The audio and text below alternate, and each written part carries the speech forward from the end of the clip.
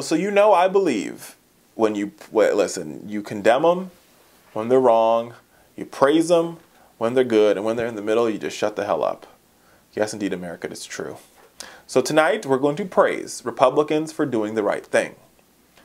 I'm going to tell you who we're praising. Don't turn off your YouTube or your radio yet. Just listen to the story. But before I do that, I want you to subscribe to our channel.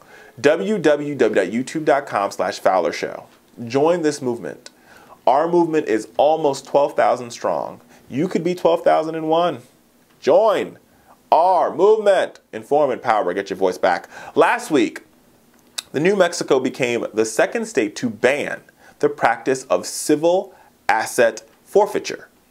Now, this is what this law says. Civil asset forfeiture says that even if you were found innocent, the police can come and the law enforcement come and they can seize your property and not give it back.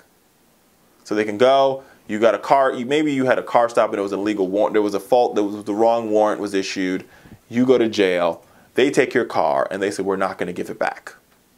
Now, Governor Susana Martinez on Friday signed a law that said this can no longer happen in New Mexico.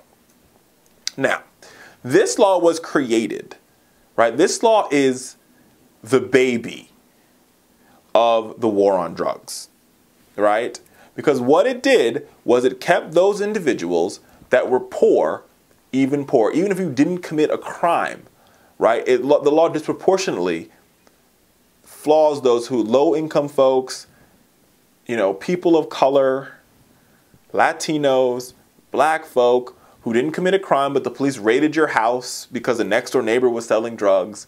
And, you know, they usually take cash, they take cars, they take houses, are routinely seized in many cases. Law enforcement agencies collect the assets under the guise of quote-unquote drug enforcement, but there are no drugs to be found. So, Susana Martinez and the entire legislature of New Mexico voted to stop this practice in New Mexico, right? So they're basically saying now that the government can no longer take away your property when you've done nothing wrong. Now, if you've done something wrong, different story.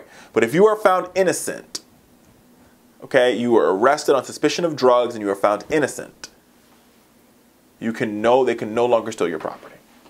And I got to tell you, folks, this is something, if we want to truly combat the war on drugs, we have got to do everything in our power to erase laws like this. Like other war on drug programs, civil asset forfeitures are disproportionately used against the poor people of color who cannot afford to hire a lawyer to get their property back. This law is an important step, America, towards repairing some of the damage of the war on drugs and restoring justice and equality to our society.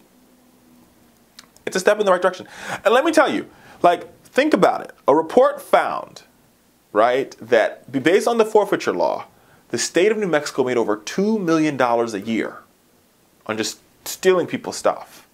They just basically walked in and stole your stuff. Like, they walk into your house, they think, like, they could walk into our studio like, hey, we think you guys are selling drugs. We're going to arrest you. We're going to take all your camera. So we're going to take all your computers. We're going to take all your equipment. We're going to take all your phones. And when they find out we weren't selling drugs, we're not going to give you any of it back. Sorry. My bad. We've already sold it. Moving on. Now this law no longer exists thanks to Republicans doing the right thing.